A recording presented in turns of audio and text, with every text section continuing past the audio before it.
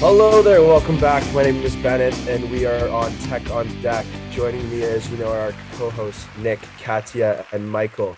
And like I said, you know where we are. We're listening to Tech on Deck, where we discuss all things about technology in education. Just a reminder that today we gather on stolen lands, and so as always, we acknowledge this and strive to do better.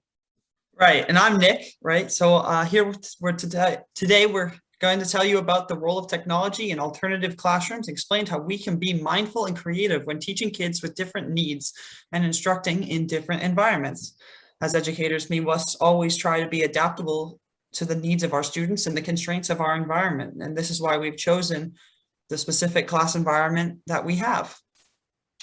Yeah, and I'm Katya, and today we'll be looking at the technology and explaining the different ways it can be implemented in a school for the blind.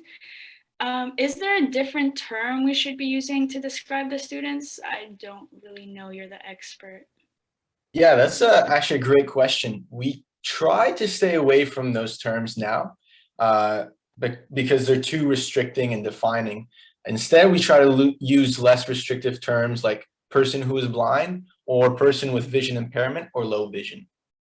Michael, this is very cool. I'm very into it. I would love if you told me more about these technologies. Absolutely. So after a bit of research, I found a few great technologies that really help people with visual impairments in the classroom. The first one I want to talk about is JAWS. This stands for Jobs Access with Speech.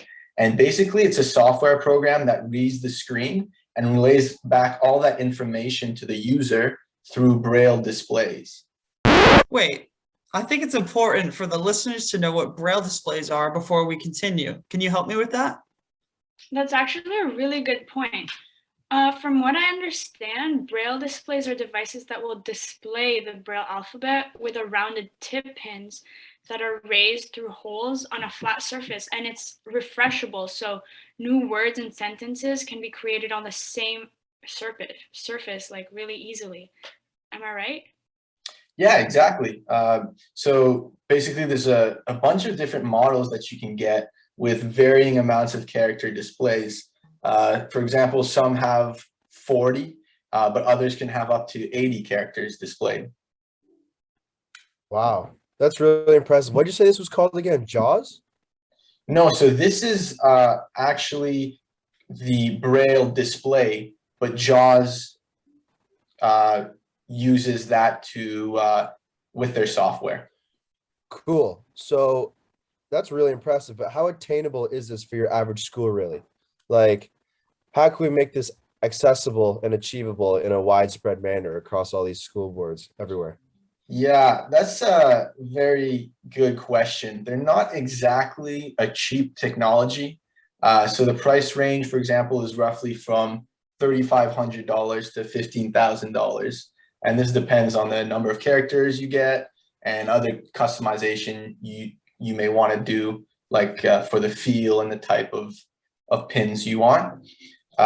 So yeah, it's kind of a work in progress in terms of making it more accessible. Maybe schools and governments can pair up and provide cheaper ones to the students with subsidies. Yeah, that's pretty crazy. I mean, 3,000 to 15,000 is a wide range. So there's a lot to be done there. So this JAWS software you're talking about, it can convert anything from the screen into this display? Yeah, pretty much. It can read emails, documents, websites, and even apps. It really, really helps those with visual impairments, so they can use computers and use the internet to the same extent as anyone else would. Wow, that's really got me thinking. So there is value to that in a classroom setting. This can be extremely valuable. If I have a student who's blind in my class, we can use this program and it will allow them to follow all the activities and not feel left out. Yeah, I guess this technology is not just something for schools specifically for people who are blind, but it could be a part of the teacher's modification of their like more traditional classroom to fit that specific student's needs. Oh, that's so true. For example, they would be able to do their own research for projects and they wouldn't have to feel reliant on a teacher or a classmate. And it would help them function like with other students because otherwise they'd be separated. Yeah, exactly. It actually reminds me of research that I had done on another technology, and this one's called Kurzweil, and it's a software that reproduces scanned print documents with the exact same layout and format that's found in the original. And this allows the technology to read the documents aloud. So both teachers and students can know that the material they're using is the exact same, whether it's using Kurzweil or it's the print document. Cool. Like, I feel like that software is really great for, or could be really great for facilitating homework and like other like day-to-day assignments for students who are blind, because then they can like listen to the questions on the document, which could be easier for some of the students, right?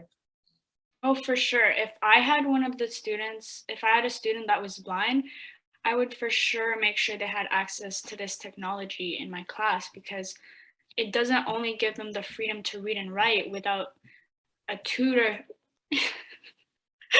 or human assistance, but it is also inclusive for those who prefer audio over braille. You guys know about the SAMR model, right? Oh We all yeah, learned about SAMR. that. Yeah, doesn't that sound like the way like that model encourages technology to be used in the classroom? All of this tech has proposed and specifically addressed an issue to solve it or make it better.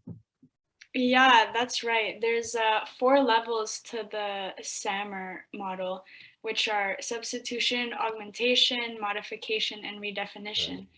And in a way, this technology acts as an example of all these things. I see in the Kurzweil software as something that augments the more traditional way of conveying the information to students who are blind. Yeah, and the great thing is you don't have to change the information from one medium to the other, which could happen if you were using just translating the document to Braille or try to find a way to explain it in another way. The format can get lost that way. This allows the assignments to run the exact same way for both students who may be blind and for the other students who are not, which is a functional improvement over the way that a teacher may have run it or done this assignment in other years. Oh yeah, that makes sense. Well, I mean, I'm thinking, and I mentioned earlier how this tech helps a teacher modify the whole classroom, and like that's still true. And I think that that kind of lines up with SAMR too, right? Like modification is one of the levels, and it involves significant tasks for that redesign. And I think that the way this technology like overhauls the classroom to one that's more safe and manageable, no matter what the student's visual status is like really significant. And so it kind of lines up with SAMR in that way. But like, what about Bloom's taxonomy? How do these things help students who are blind reach the different tiers of Bloom's? No, that's a really good point. So Bloom's taxonomy actually has 6 different pillars. I'm pretty sure they're remembering, understanding, applying, analyzing, evaluating, and creating. Um, I think that these levels make all of these technologies make all of these levels achievable and more accessible to those students, where classrooms without these technological modifications wouldn't be suited to helping these students who are blind. But if we implement these changes, it would make the classroom way more equitable for them. That is a great point. That also reminds me of the types of changes that educators need to make in their classrooms that we remember we discussed that in our equity and education class back in university, you know, with what's the teacher's name again? Oh, Ratna Ghosh? Yeah, her. It's all about providing that extra support to those who need it in order to even the playing field. I think that these technologies take a great strides to do that for the students who are blind. Yeah, that's so true. While this is not the end to all the problems and obstacles that students can face in the classroom, I think it's a great place to start. It allows the teachers to apply their lesson plans to every kid in the environment, no matter how differently abled they are. If their lessons already achieve those high levels of blooms, then these technologies can make them accessible to everyone. That's an excellent point, but I think we're going to have to wrap it up because I think we are at the end of our time. Well, I hope this has been yet another informative edition of Tech on Deck. So remember to think about these ideas that we've discussed today and to always strive for improvement as an educator. My name's Nick and my co-hosts have been Bennett, Katya, and Michael. See ya.